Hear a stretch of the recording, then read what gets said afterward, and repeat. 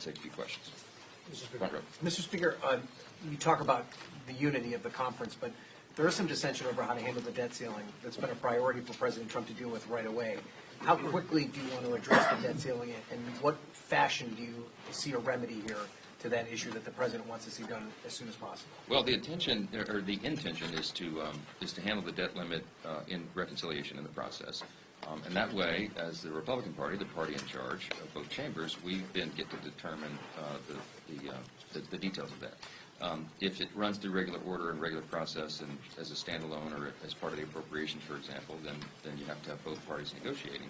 And we feel like we're in better stead to do it ourselves. So there is a broad range of opinion on that in our own conference, and we are working through that. We'll be having very deliberate, lengthy whiteboard sessions with all of our members. This is something I actually look forward to.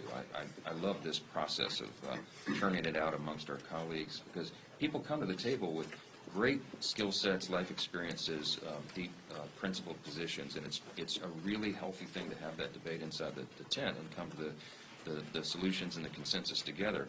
And people feel like they have a sense of ownership in it when they do that. So that's what we'll be devoting a lot of my time, leadership team's time, our committee chair's time over the coming days and weeks to make sure that everybody is on the same page on that. So the debt limit among all the issues is probably one of the most important. I want to emphasize this, and I'm going to say this every time the issue comes up. Republicans and this majority in the House and the Senate, our intention and our mission is to reduce the size and scope of government, to reduce spending in a meaningful way so that we can restore fiscal sanity and get our country back on the right track. So raising the debt limit is a necessary step so that we don't give the appearance that we're going to default in some way on the nation's debt. That's important to the bond markets and the stability of the dollar and all the rest. But that does not mean that we have any intention whatsoever or will tolerate spending up to the new debt limit. The idea is to do exactly the opposite. So while that is almost a pro forma sort of step that must be taken, the commitment at the same time is to reduce spending, not to spend more.